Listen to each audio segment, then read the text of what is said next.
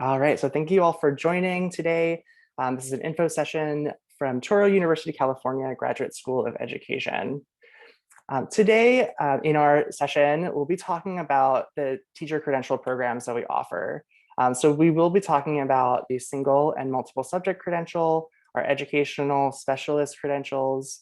You may have heard about the Golden State Teacher Grant for folks who may be interested in getting access to state funding to help pay for your credential.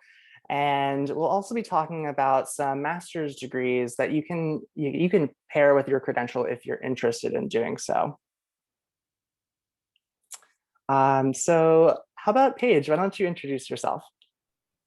Hi, everyone. It's great to see you. I'm so excited. I am Dr. Paige Hersey. I am currently, for another little bit, chair of our multiple and single subject credential programs, and also have done advising for the dual program. I've also taught many classes in our program, and I'm actually transitioning back to the K-12 world to be a school leader for the next school year. But I'm really excited to see you all here, and happy to answer questions for you today and working with Drew today.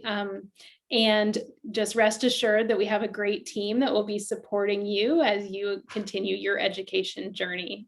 And we're getting all that transition team in place now. Thanks, Paige. And we have a special guest today, Dr. Santiago. Would you like to introduce yourself?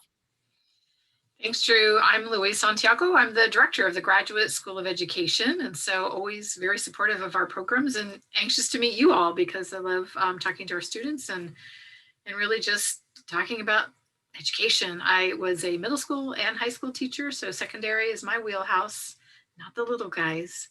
I also was a school principal, so now I am helping to produce more great educators and leaders out into the world. All right, well, thank you both for being here today with me. And my name is Drew. I'm a recruiter for the Graduate School of Education. Okay. So Touro University, California is located on Mare Island in Vallejo. If you haven't been there, it's a really beautiful green campus based on a former naval base. So it looks very official and these big grand buildings. It's really lovely. We offer some really high quality graduate programs that are taught by experienced practitioners and scholars. Some special qualities about Touro and why you might want to come here is that we do, for some programs, offer credit for past graduate work. We have a high flex or online delivery, and we do synchronous online courses quite often. We work around your schedule. So we know that most people that are in our programs are working full time and have busy lives. So we offer coursework in the evenings during the week. We have competitive tuition with many of our local schools, and we offer financial aid to pay for the majority of our programs. And really, I think the ultimate reason why Touro, why you want to come to school with us is that we really want to see you succeed. We have a high graduation rate. We support our students from start to finish. And we understand that life happens and things come up and we're working and we're busy people, but we are really supportive and we want to get you from start to finish to where you want to be. Our mission is pretty clear. We are here to promote social justice and serve our communities and society. We prepare and support educators to meet the changing and diverse needs of our students. So we're different. Touro University, California is a university under Jewish auspices, founded upon the universal values and commitments to social justice, intellectual pursuit, and service to humanity. We value our community partnerships greatly, and we're grounded in practice led by experienced practitioners. We're forward-thinking, innovative, and engaged in this work.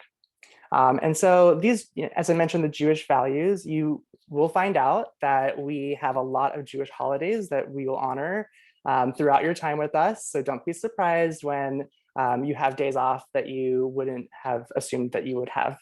So just know that that's coming ahead. And really, our greatest advocates are our students. So if you many of our students, like, you may have found out about this program from someone who is an alumni who you're working with or someone you're connected to. Our alumni are really our greatest advocates. So I encourage you to connect with somebody, find somebody who went to one of our programs and talk about their experiences. You're very likely to find out that they had a really amazing time. And you'll also be able to really learn about what your experience might be like at Touro. So today we're just talking about the teacher credential programs, but know that there are a range of other opportunities. So after you've achieved your credential, you might want to move on to a master's program in one of our different areas, right? We'll talk a little bit about the opportunities you have right now to potentially really pair your credential with a master's program, but there are other opportunities as well. So maybe one day you'll want to, become a school leader and move forward with an educational leadership degree, or get one of our administrative services credentials to enable you to take a big promotion at work or something. So just know that there are many other opportunities at Touro that you might want to think about for the future, even after you've finished your credential with us. All right, so I'm going to toss this off to Paige. Thanks, Drew. So it sounds like we have lots of interest in single subject, and or a couple folks who joined later, but I'll try to focus on, our range of credential programs, and then we'll have plenty of time at the end for you to ask questions that might pertain to a specific credential program. Basically in California, credentialing is focused on either the grade level range that you're teaching for our general education. So I'm going to skip down to multiple and single subject for just a moment, and then I'll circle back to ed specialist. Multiple subject enables you to teach in a self-contained classroom. So that is mostly our elementary teachers. For the most part, that is, if you think that you would like to teach K5, K6, the multiple subject is the route you would want to go. Single subject is for our teachers who want to be at the middle school, high school level and specialize in one specific content area. So I heard a couple people mention PE as a content area. We offer a range of single subject credential areas. Some of them we have, the size of our single subject program really depends on, how many students we have at once in the different content areas. Then ed specialist is right now for this fall, the two areas for special ed, becoming a special ed teacher, which in California is called education specialist, which can be a little bit confusing term, but basically that means a special education teacher. Mild moderate is working either as a resource teacher or with students with more mild to moderate needs. Mod severe is focused on our special education students whose learning needs are more extensive and need more extensive support. We also offer the dual credential, which allows you to focus on one of the general education areas, so either multiple or single subject, along with one of the ed specialist focus areas, either mild mod or mod severe. Many of our classes, you're taking classes with candidates from any of these programs, which I have found in my experience really makes for a richer experience. You are learning about what it means, for example, our classroom management, which is really focused on building community in your classroom. How are you building a safe, responsive community to your students? You may be in that class with people who are getting a multiple subject, single subject, or a special ed credential. And I think the knowledge and experience that everyone brings to those different areas really helps make for a richer class experience. So keep in mind that while you may be focusing on one content area, as you come in to the program, you'll likely have coursework with candidates who are pursuing other credentials. Dr. Santiago could talk a little bit about the admin services credential. Sure. To be an administrator in California, you need to have 5 years of service. So teaching or counseling, any of the other credentialed areas in education are required before you become an administrator. So California really does have a preference for administrators who know what it's like to be in the classroom, who know what it's like to be working directly with students. So once you have your 5 years of service then you're eligible to apply for an administrative services credential. And of course, that's everything from assistant principals to deans to school principals, and then district office personnel as well. So there are lots of administrative services opportunities because in California, we're continuing to like hit these kind of peaks and peaks mostly right now, not so many valleys, of just generations of administrators who are ready to retire out of the system. And so we need additional administrators to come in to be replacing those folks as they move on. So, leading a school is kind of like being a teacher of teachers in many ways, because your students are now all those adults who are running all over campus to keep the schools flowing and vibrant. And so when you really have that opportunity to be a resource to everybody else, it is just a very rewarding and fascinating experience to really transact change on a deeper level, especially from the social justice lens, because then you have more of that locus of control that allows you with some expansive, a little bit more than in the classroom, right? Capabilities to impact change in the lives of kids, especially.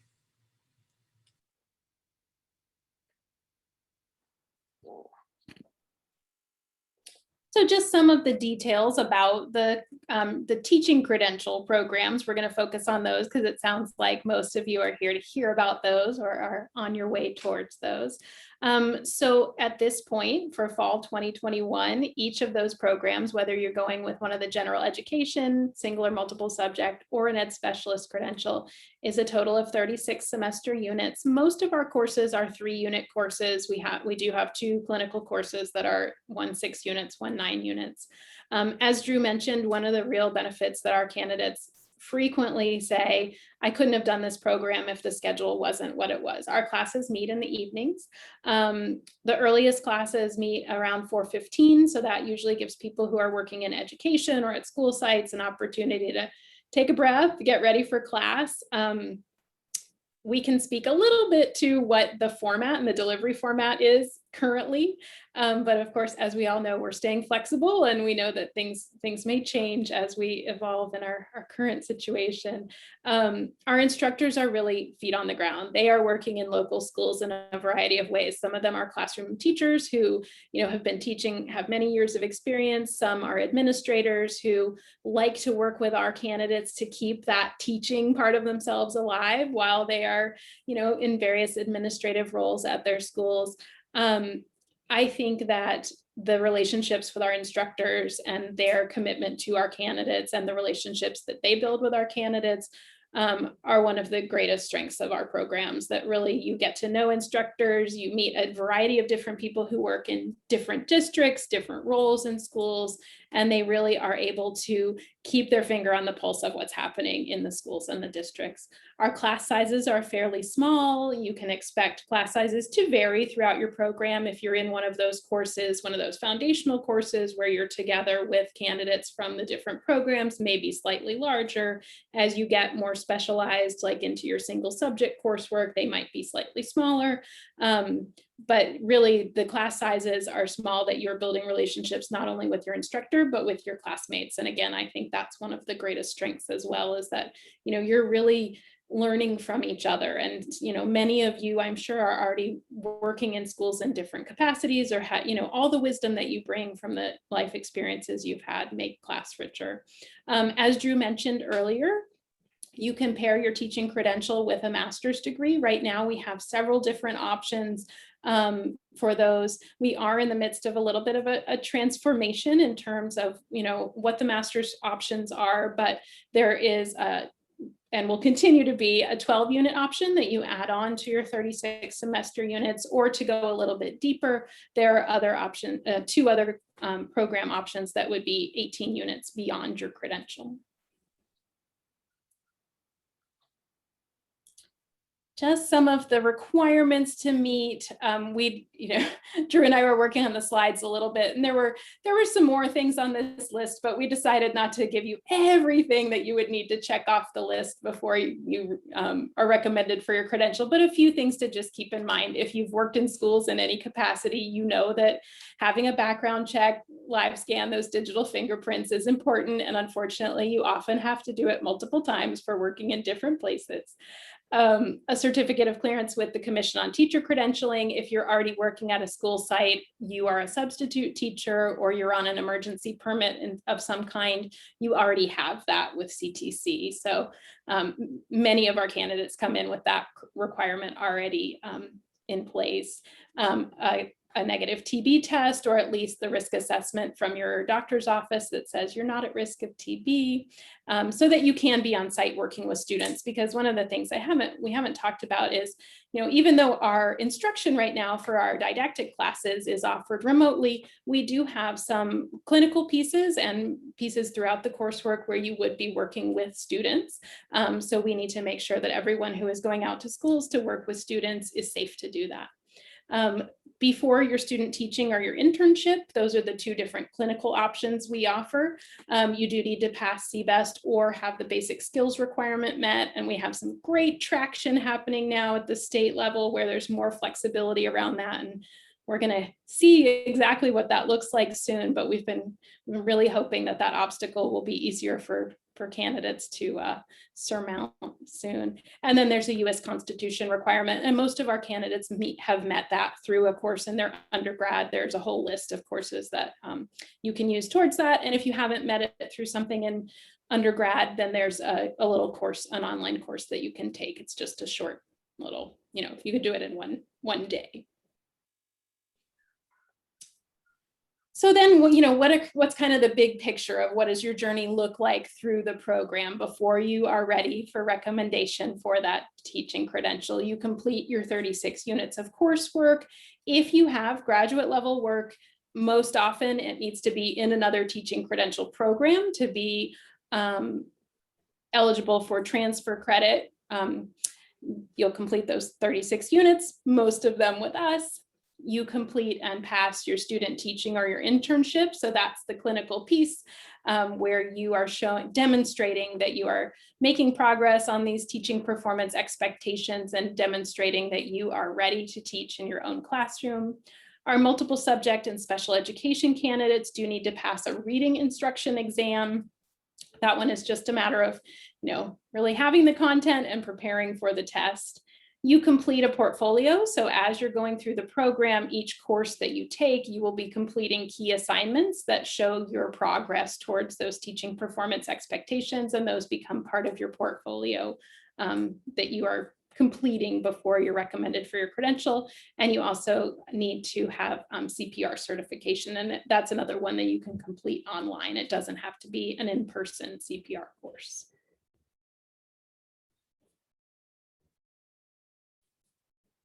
Drew, was this one coming back to you, or this is still me? I think this is for you. Yeah. Okay. So, just some of the things that our candidates in the past and still reflect our really strengths of the program is the flexibility. So keep in mind that this may be slightly different for you. Some of these, most often our candidates for the teaching credential programs, it takes at least 4 semesters. So that's a little less than a year and a half if you're going at a really good pace and you are motivated to say, my goal is this is my main focus. I'm working to complete my credential as quickly as possible. Most often it takes around 2 years for folks who have other responsibilities, are working full-time and in coursework. And then there are other people who take longer because their life means, the other responsibilities in their life means they go at a little bit slower pace. But most often 1 to 2 years. We have 3 start dates per year. We admit students each semester that we offer. So there's a fall start, a spring start, and a summer start. Most frequently, fall start is kind of, where we have the most students starting, kind of the traditional academic year. And most of our candidates take 1 to 3 classes per week, with probably 2 being the sweet spot of 6 units a semester. That means you're in class 2 evenings a week. That it seems like what most of our candidates find most manageable. That 6-unit minimum is something to keep in mind if you are planning to use federal financial aid. That is the minimum number of graduate credits to qualify for aid in 1 semester.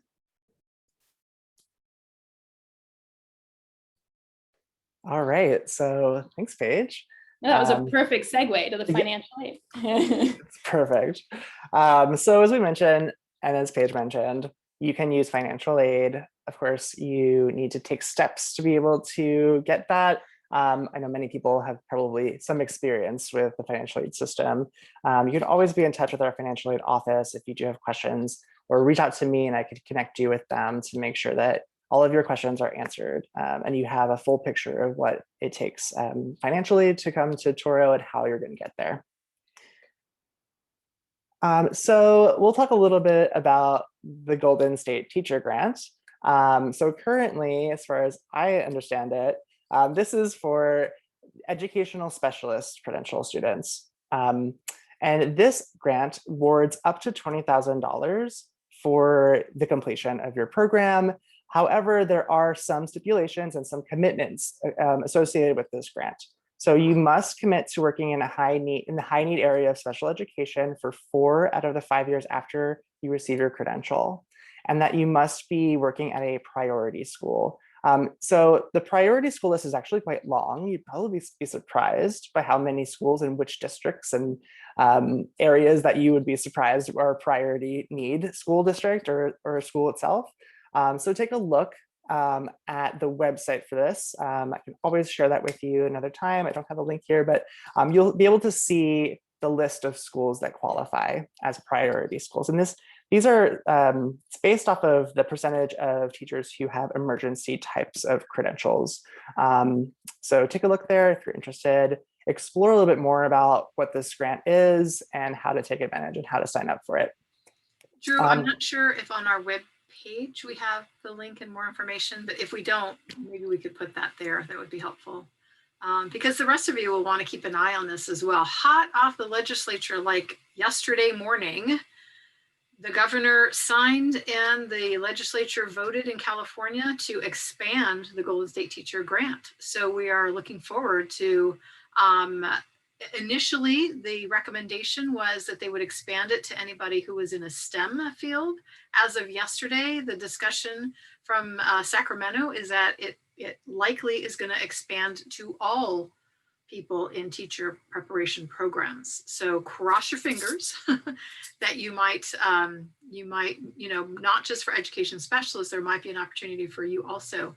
So I really would encourage you to keep an eye on news from Sacramento about the Golden State Teacher Grant. We'll continue to send information out as soon as we get it, because as you know, things get passed in the legislature and then it has to be interpreted and then people have to get information out. There's that whole cycle of information dissemination, but this could be a great opportunity because California in their new budget have made a specific and very serious commitment to just basically eliminating the teacher shortage in California. And so this is one of several ways that they are going to attack the teacher shortage. So keep an eye out, Golden State Teacher Grant. It is awarded through the Cal Grant system. So if you, some of you might remember back to high school when you were applying to college and those kinds of things, the Cal Grant was it. And so it's that office. But the way there are some mechanisms that you actually have to let our financial aid office know, and then the Cal Grant office has to confer with our financial aid office to make sure you're actually applying and enrolled with us, and then they will pay your tuition directly to, I believe, to our bursar's office to cover your tuition. So still getting all the nuts and bolts of how this works, but really something to keep an eye on and an opportunity for us to really amplify our commitment to getting more high quality teachers, more teachers of color, just all the different things that we really need right now in the teaching field.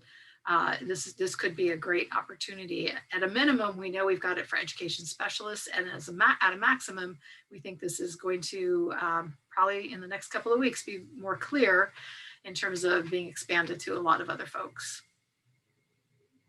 Thanks for expanding on that, Louise. So we'll move on.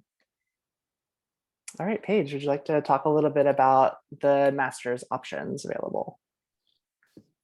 So as I mentioned earlier, our master's programs we have a great new coordinator of our master's programs, Dr. Ijeoma Ananuju. Some of you may be familiar with him.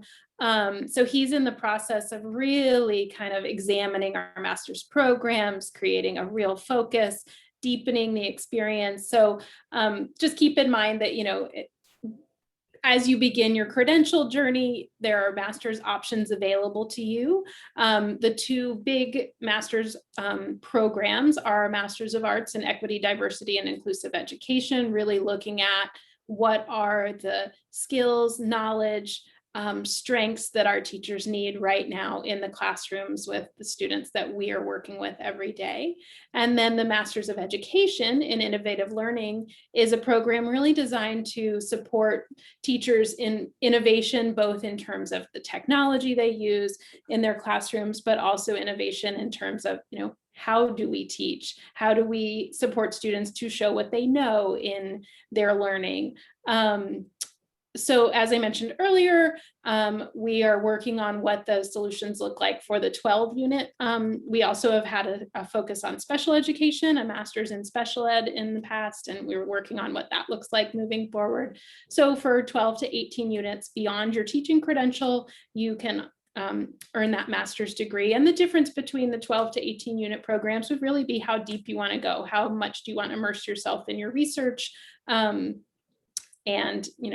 also just the time commitment for what are you ready for in terms of your credential and graduate level journey.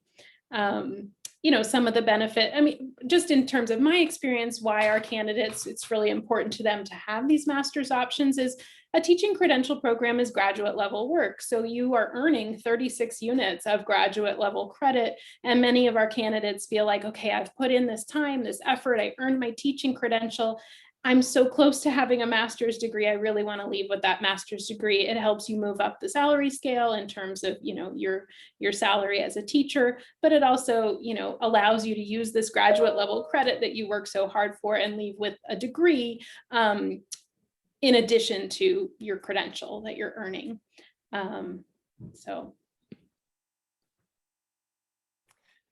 All right, so I know some of you have started applications already, but some of you may have not yet. And so, of course, start your application with us through our admissions page. You will begin a GradCast application. This is our application service, and everything is submitted through the GradCast application. Things we need and things that we don't need. So as I mentioned, there's this online GradCast application. There is a fee associated with it. It's $24 to submit your application. You will need to identify all of your previous institutions and order official transcripts through your GradCast application. And it's important to know that your transcripts are actually sent to GradCast and not directly to Touro University California. It's a very important note when you're working through your application. Be sure to follow the directions carefully and just don't send it directly to us. It goes to them first. They verify and accept transcripts on our behalf. And then there are other items that you'll need to do. So for the teacher credential programs, we do ask for 2 letters of reference. This will also submitted, you'll submit the request through your GradCast application, and then the person who receives that request will complete it electronically and it gets submitted in that way. But things that we don't need, probably more exciting, right? we don't need a resume, mission statement, a GRE, and currently we don't need CBEST scores. So of course, you should be planning to take the CBEST at your earliest convenience. But it is not something that's required for admissions currently.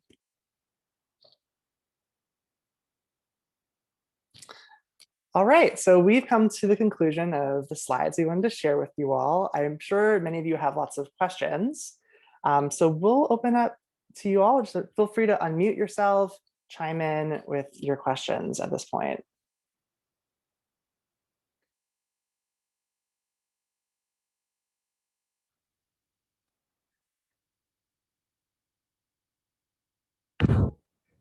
Hi, this is Lewis. I have a question about the classes for the fall. I was wondering if there is like a fall schedule available to view, or like just to see what the schedule would look like for the fall.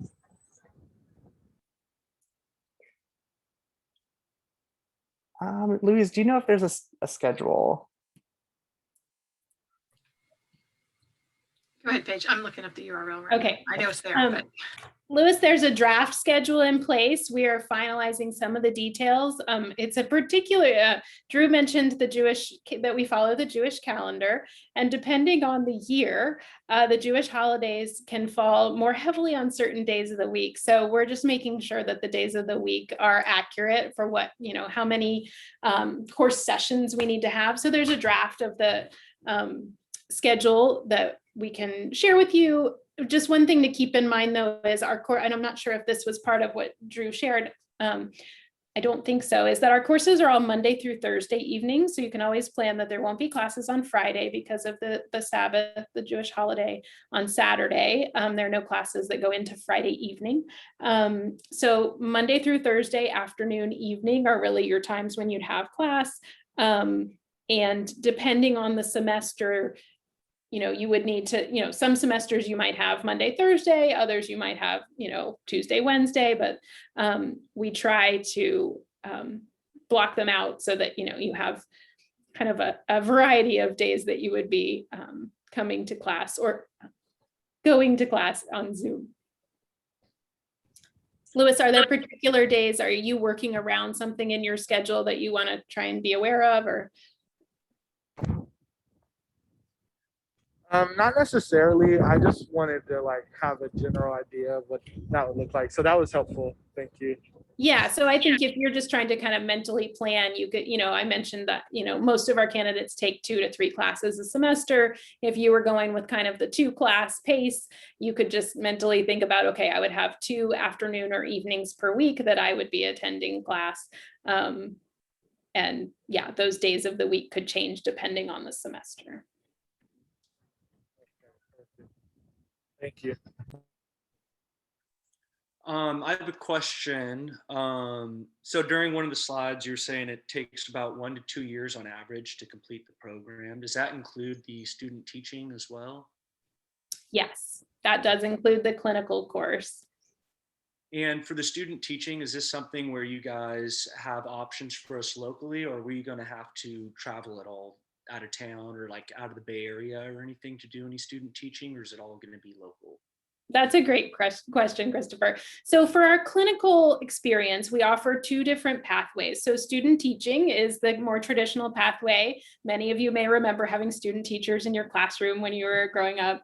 For that one, we do support you with placement. So basically there's a form that goes out for candidates who are ready for student teaching in the coming semester. And it has a bunch of different questions about, do you have a teacher that you already know that you'd like to work with? Do you have preferences on district? How far are you willing to go from home? So it kind of helps you, offer some suggestions. Some of our candidates come in knowing I had this amazing teacher and I want to be a student teacher for them. And we can also usually support that. It just requires some communication with the district, and usually with the school principal is the main person to make sure they're on board and supportive of their teacher being a master teacher for your student teaching. So yes, we do support you, and we don't require anybody to go further than they're able to go for their student teaching. Most people are able to get their first choice of where they would like to be for student teaching.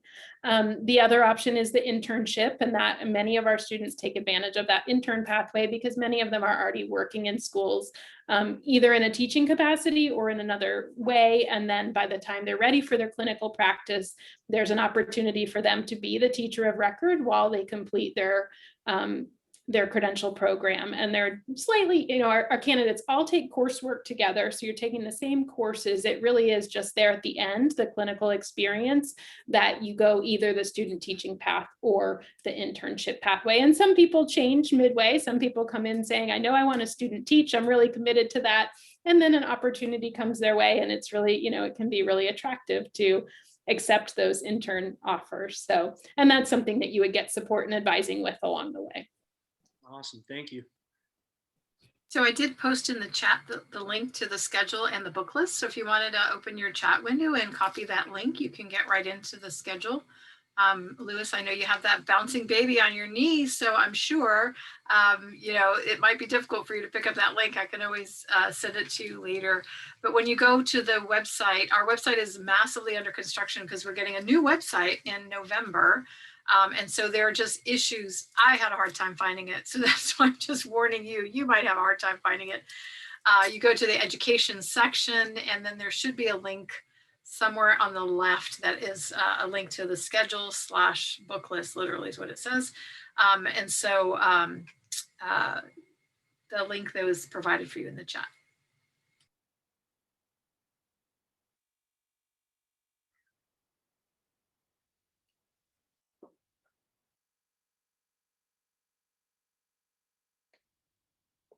Do we have any other questions?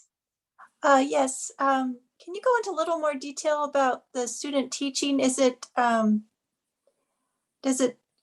do you gradually take on more and more responsibility in the classroom? How does it work?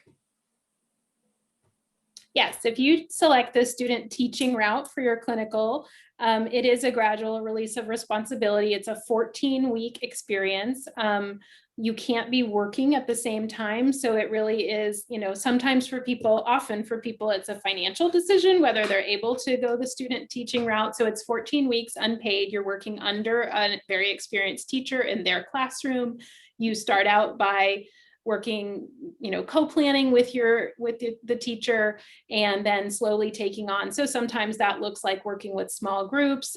For single subject, it might be slowly taking over one period of the teacher's schedule per day, and then moving up to more periods per day. It really depends on the setting, whether there's, for multiple subject candidates, it might be adding one, you might start with teaching some of the reading and then adding some math. And for single subject, it more often is taking on more periods of the teacher's schedule per day, working up to 3 to 4 weeks of solo teaching time. And really that's a conversation and agreement between you and the teacher that you're working with in terms of exactly when that happens, and you're working together all along the way. The main difference between the student teaching and internship really is, an internship is paid. You are an employee of the school district. You are the teacher of record. You have all of the responsibilities and commitments that go along with that. Student teaching is a very supported experience where you are, having the time to be supported, see that expert teacher in action, and then slowly take on the responsibility of the classroom over the course of that semester.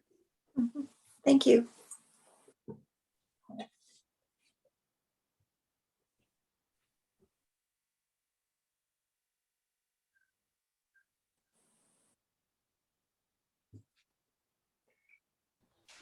All right, anyone else here? Yeah, go ahead. I do. I have a question. So I know that, for instance, Blair Unified School District, they can help you to pay tuition. And I'm wondering if if the Napa Unified School District, help you to pay too for the tuition. Do you know?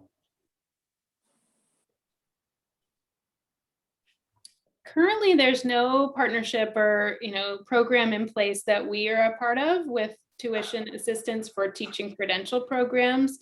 I know that in Napa there are opportunities for master's programs through Napa Learns, but at this point, not that I'm aware of in terms of tuition assistance from the district, but that might be something to ask them, because maybe there are things that we're not aware of on our end. Okay, sounds good. Thank you.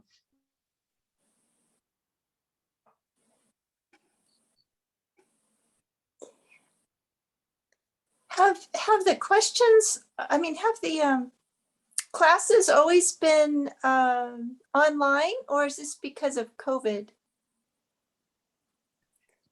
Our teaching credential classes were fully in person prior to spring 2020.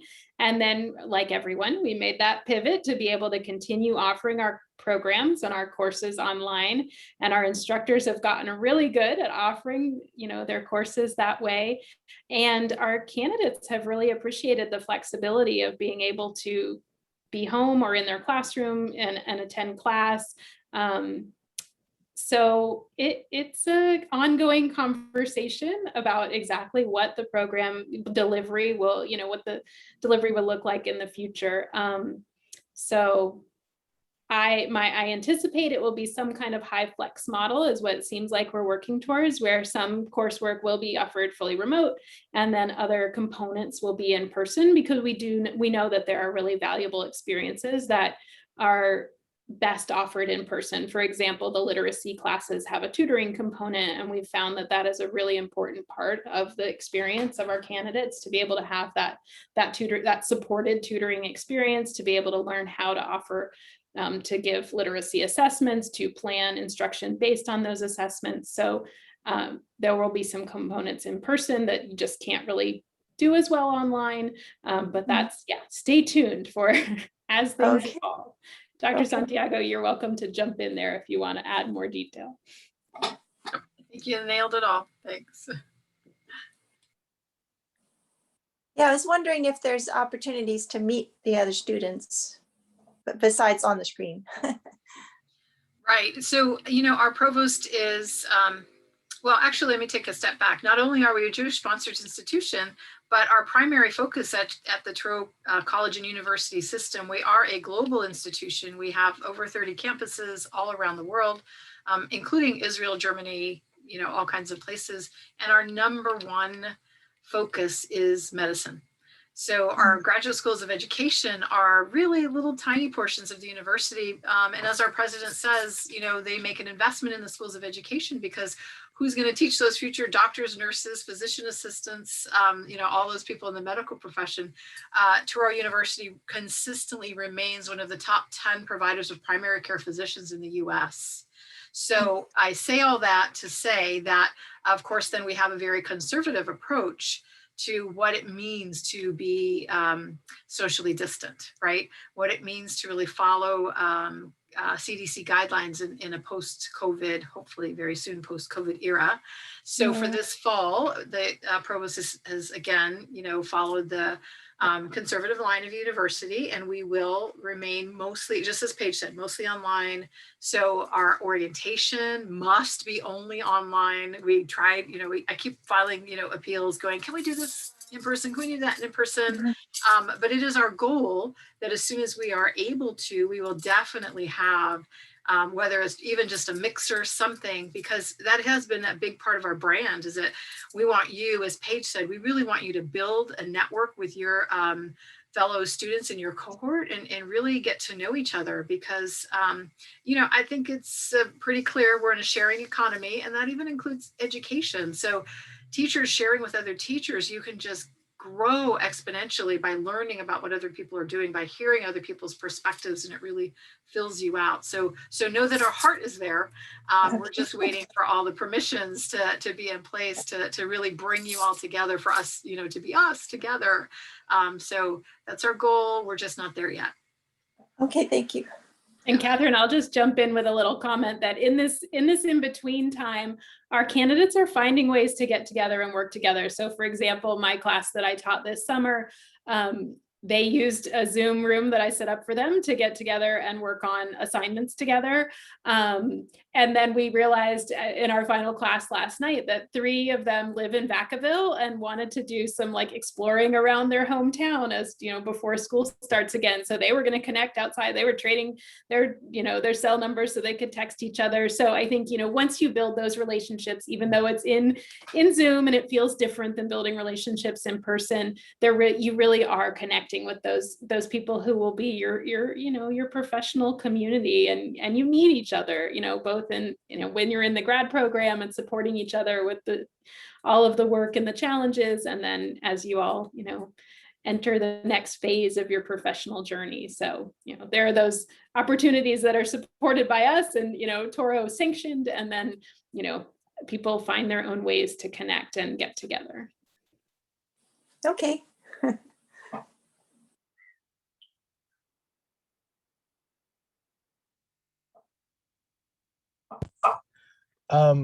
I wanted to ask about a little bit earlier. Someone asked a question about the internship, the student teaching internship, and so it's a 14-week non-paid internship. So I'm wondering, what is the alternative for people who can't really make that financial sacrifice, who kind of, and for me, I don't work in a school, and I have a 3-month-old son, so I would not be able to do that type of internship. So I'm wondering, what is the alternative ways that students can get that experience aside from that internship? So Louis, the student teaching is one particular pathway. That's the 14-week unpaid, where you're working under a master teacher in their classroom. The other opportunity is called the internship, and that's where you are the teacher of record. You are doing your clinical practice in your own classroom, and you are an employee of a district or a school. So it sounds like the intern option would be the route for you, so that you were working in a school as a teacher of record while you're completing your clinical requirements. And our candidates have, folks who are working in other fields, are not yet teachers or even are not yet in education.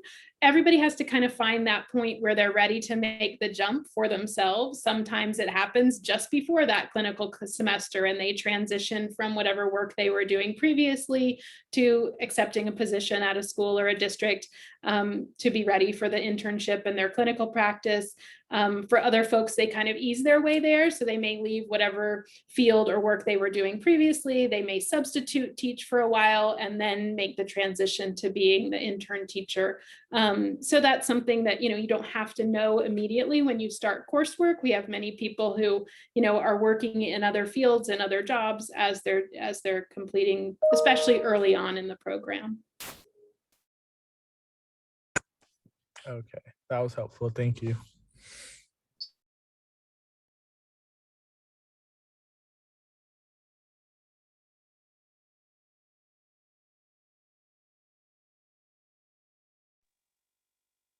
All right. I mean, we do have some time for a few more questions if anyone wants to chime in. But I'll move to our contact information.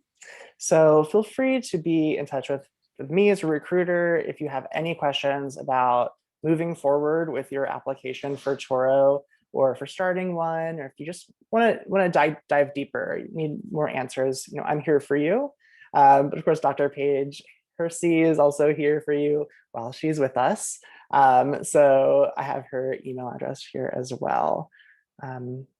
Okay, so I wanted to thank everyone for coming today. As you know, this is recorded, so I'll be sharing the recordings with everyone who's registered for this event. So look for an email from me probably the next week with that recording. And we really are excited to have you come with us and just start with us. And we're ready to see you, become teachers and flourish and enter this new space for yourselves professionally. So thank you all for coming. Thank you. Thank you. Thank you. Thanks, everyone. Drew, would you mind if John and I stay on for just a minute? Are we able to? John is a returning student, and so I'd love to just be able to chat with him for a minute. Absolutely. Let me just stop the recording. I'm going to say, Paige, you have to stay.